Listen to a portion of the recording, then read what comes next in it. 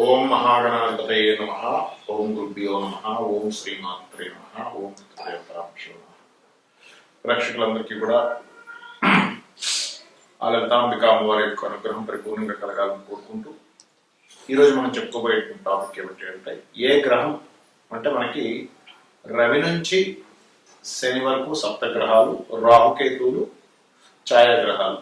ఈ గ్రహాల్లో ఏ గ్రహం బాగోకపోతే ఎటువంటి ఫలితాలు, బాగుంటే ఎటువంటి ఫలితాలు, ఒకవేళ బాగోనట్లయితే మీకు జరిగే ఫలితాలను బట్టి మీరు ఏ పరిహార మార్గం చేసుకుంటే మీకు ఆ గ్రహ సంబంధించినటువంటి మంచి ఫలితాలు వచ్చి మీరు ఏ రకంగా మీరు లబ్ధి పొందుతారు అనేటువంటి విషయాన్ని మనం తెలుసుకుందాం. ముందుగా సూర్య భగవానుడు మన జన్మజాతకంలో బాగుంటే ఎటువంటి ఫలితాలు ఇస్తాడు, బాగోకపోతే బాగోలేదని ఎలా గుర్తించాలి, దానికి పరిహారాలు ఏం చేసుకోవాలి, దానం ఏం చేసుకోవాలి, దీపారాధన, ఇవన్నీ కూడా చెప్తానండి. సూర్య భగవానుడు ఎవ్వరి జన్మజాతక చక్రంలో అయినా మేజర్గా ఇచ్చేటువంటి మంచి ఫలితం ఏమిటి అంటే పేరు ప్రఖ్యాతులు పెట్టుకోండి. నేమ్ అండ్ ఫేమ్, ప్రమోషన్స్ వస్తున్నాయన్నా, నేమ్ అండ్ ఫేమ్ వస్తుందన్నా, ఆరోగ్యం బాగుందన్నా, ఉపాసన చేయగలుగుతున్నామన్నా, వీటన్నిటికీ కారణం సూర్య భగవానుడు గుర్తుపెట్టుకోండి. అందుకని ఎవరికైనా కూడా ఆరోగ్యం బాగుండాలంటే సూర్య ఉపాసన చేయండి అంటూ ఉంటారు. సూర్యగ్రహానికి అర్ఘ్యం వదలండి, ఆదిత్య హృదయం చదవండి, శత్రుత్వాలు కూడా తగ్గుతాయి, శత్రువు నశిస్తాడని చెప్తూ ఉంటారు. అదేవిధంగా సూర్య భగవాను చూసి ఓం మిత్రాయ నమః అనేటువంటి నామస్మరణ చేస్తున్నట్లయితే ఖచ్చితంగా మీకు ఏమవుతుందంటే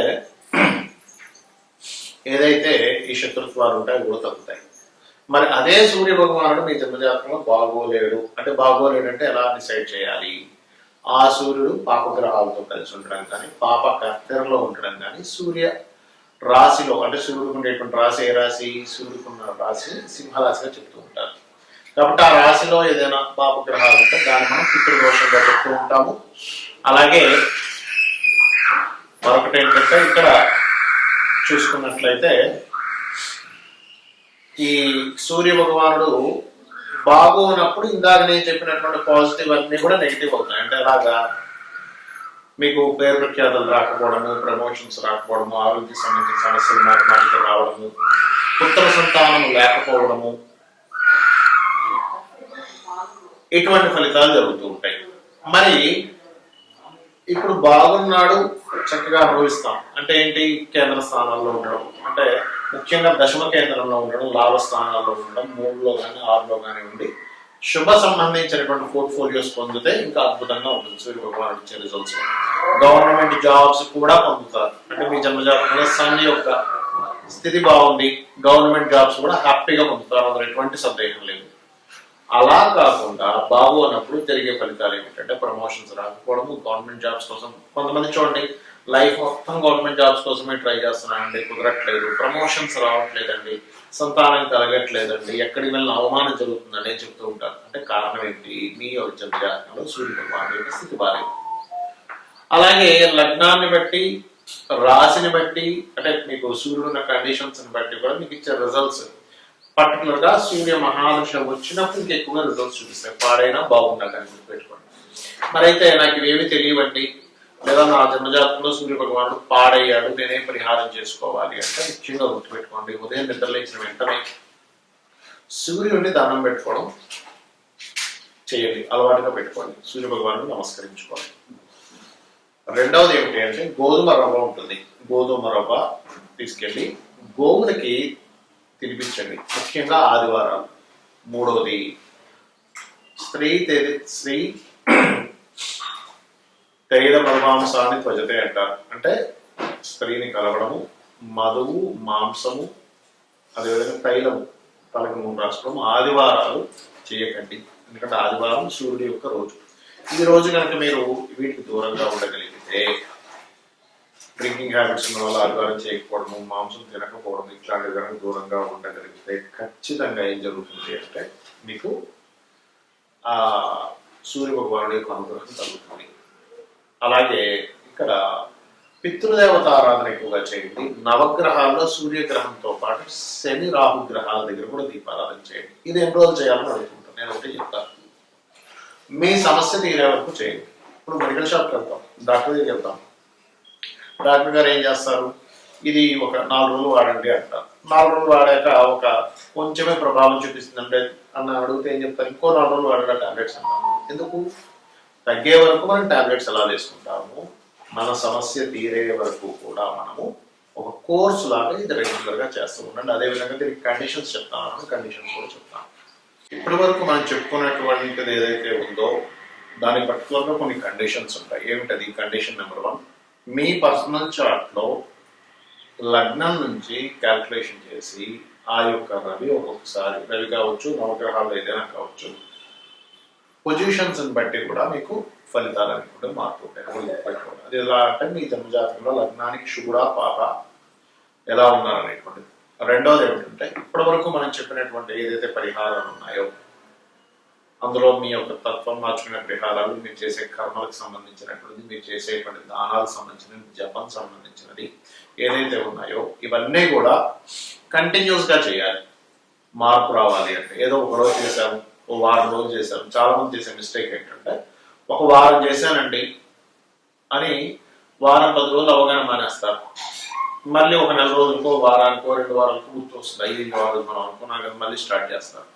ఇలా మీరు చేసేటట్టయితే మీకు ఫలితం రాదు. ఖచ్చితంగా కాన్సన్ట్రేషన్గా చేయాలి. చాలా మంది నన్ను అడుగుతుంది ఏంటంటే, ఏమంటే నేను మీరు మంత్రం చెప్తున్నటువంటిది నేను కూర్చుంటాను, ఒక 5 నిమిషాలు మాత్రం కాన్సన్ట్రేషన్గా ఉంటుంది, దాని తర్వాత నా ఆలోచనలు ఎక్కడికో వెళ్ళిపోతాయి, ఏం చేయాలని అనుకుంటారు. నేను చెప్పేది ఒకటే, ఇది అందరికీ ఉన్న ప్రాబ్లం. ఏంటి అందరికీ కూడా మనం ఒక దాని మీద కాన్సన్ట్రేషన్ చేసేటప్పుడు కొంతమందికి అయితే అరసెకండ్లోనే వేరే దగ్గర వెళ్ళిపోతుంది ఆలోచన, మనసు ఇవన్నీ కూడా వెళ్ళిపోతున్నా కూడా మళ్ళీ తీసుకొచ్చి కూర్చోబెడుతూ ఉండండి, మరలా సాధన చేయండి, మరలా మంత్రం చేస్తూ ఉండండి, కంటిన్యూస్గా చేస్తూ ఉండండి. అలా ప్రాక్టీస్లో మీకు కూర్చున్న దగ్గర అలా మంత్రం మీదే ధ్యాస చేయడం జరుగుతుంది. దాని ద్వారా ఫలితం కూడా వస్తుంది.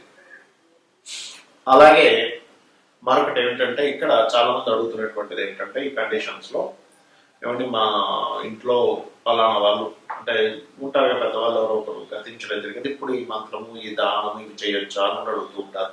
నేను చెప్పేది ఒకటే, కేవలం 11 రోజులు మాత్రమే ఉంటుంది. 11వ రోజు తర్వాత నుంచి ఆలయానికి వెళ్ళొచ్చు, దానం ఇవ్వచ్చు, ఇంట్లో దీపారాధన చేయొచ్చు, మరియు ఏదైనా సరే ఒక నామం తీసుకొని జపం చేసుకోవచ్చు. దీనికి ఎటువంటి దోషము లేదు. ఇవన్నీ ఎందుకు చెప్తున్నానంటే మీకు చాలా మందికి ఒక రెమెడీ చెప్పిన తర్వాత మరి ఇప్పుడు ఇలా ఉంది, చేయొచ్చా చేయకూడదు అని అడుగుతూ ఉంటారు. అలాగే మరొకటి ఏంటంటే మీరు దేవతా ఆరాధనతో పాటు పితృదేవత ఆరాధన అంటారు. లలిత అమ్మవారు దేవతా రూపంలోని పితృదేవతా రూపంలో 2 రూపాలలోని ఎనర్జీని ఇస్తున్నటువంటిది అమ్మవారే అని చెప్పి మనకి స్పష్టంగా లలితా సహస్రనామాలు చెప్పబడింది. కాబట్టి మనం చేయాల్సింది ఏమిటి, కేవలం ఇంట్లో దేవతా పూజ లేకపోతే నిత్య దేవతారాధన ఆలయానికి వెళ్ళడంతో పాటు అమావాస్యలు వచ్చినప్పుడు ప్రత్యేకంగా పితృదేవతల కోసమని స్వయం పాకం ఇవ్వండి. స్వయం పాకం అంటే మీకు బియ్యము 1 కిలోనో 2 కిలోలు 5 కిలోలు మీ స్తోమతలు బట్టి బియ్యము, 2 రకాల పప్పులు, ఏవైనా వండుకునేటువంటి పప్పులు 2 రకాలు, ఆకుకూర 2 రకాల కూరగాయలు, పప్పు మిరపకాయలు, ఉప్పు ఇటువంటివి ఇస్తారు. ఇది బ్రాహ్మణుడికి ఈశ్వర స్వరూపంగా భావించి చెప్పాలి. ఇవి ఎందుకు ఇవ్వాలి అంటే మనకి తెలియకుండానే మన గ్రహస్థితి ఒక్కోసారి దేవతా ఆరాధనతో పోదు, పితృదేవత ఆరాధన చేస్తేనే పోతుంది. అంటే వాళ్ళ కృతజ్ఞతాభావంతో మనం ఇస్తున్నాం. చాలా మంది అనుకుంటారు ఏంటి, ఏమంటే మరి ఇక్కడ ఇస్తే ఈ వీళ్ళకి ఇస్తే అక్కడికి ఎలా వెళ్తుంది అని.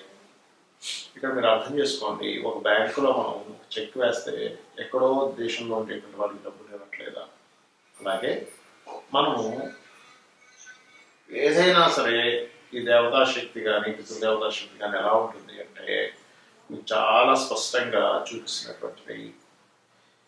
మన కంటికి కనబడేటువంటిది కాకుండా కంటికి కనబడకుండా కూడా కర్మ అనేటువంటిది జరుగుతూ ఉంటుంది, ఆ ఎనర్జీ అనేటువంటి ఫ్లో అవుతూ ఉంటుంది. కాబట్టి కంప్లీట్గా పితృదేవతలు ఉన్నారు, దేవతలు ఉన్నారు, భగవంతుడు అనేవాడు ఉన్నాడు, ఇప్పుడు నేను ఎంత అనుభవిస్తున్నా ఇదంతా పూర్వజన్మలో చేసినటువంటి కర్మనే.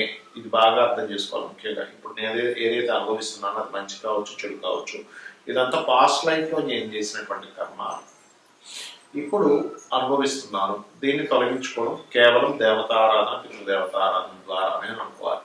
ఇక మరొక పాయింట్ చెప్పి ముగిస్తాను.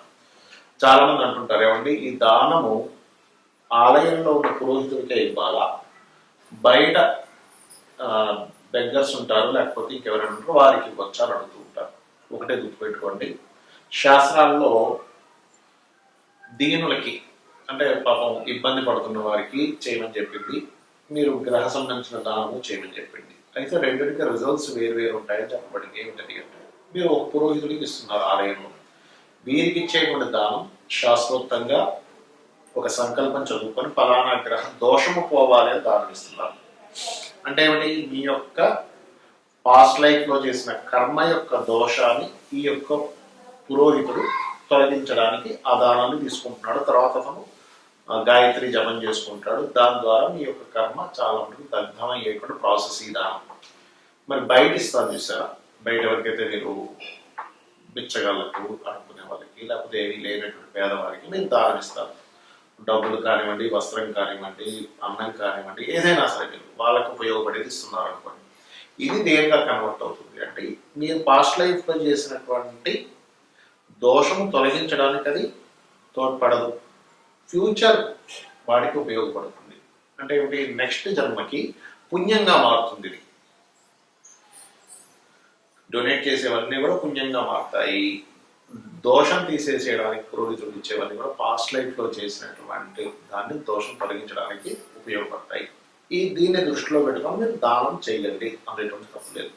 సో ఇప్పుడు నేను చెప్పినటువంటి కండిషన్స్ ఏవైతే ఉన్నాయో ఇవన్నీ పాటించి మీరు ఆ లలితాంబిక అమ్మవారి యొక్క అనుగ్రహాన్ని పరిపూర్ణంగా పొందాలని మనస్ఫూర్తిగా కోరుకుంటూ శ్రీమాత్రే నమః.